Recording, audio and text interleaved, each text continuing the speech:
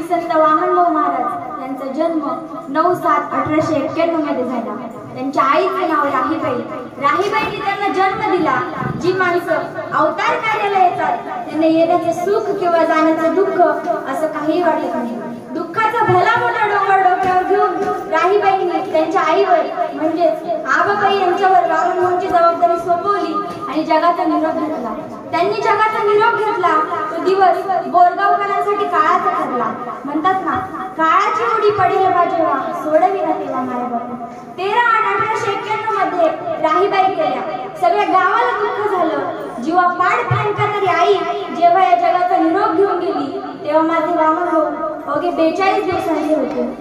ते 42 दिवसांचे असल्यापासून त्यांच्या आई आबाबाई यांनी त्यांचा सांभाळ केला। वामनभाऊ मोठे झाले, त्यांच्याकडे पाहण्याची कुणाची हिंमत होत नव्हती।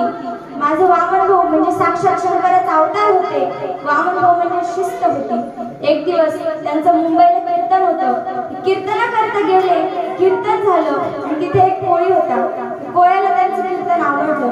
त्यांनी वामनभाऊंना चहापाणी करता घरी बोलवलं। घरी बोलवल्याच्या नंतर चहापाणी झालं आणि ते निघाले।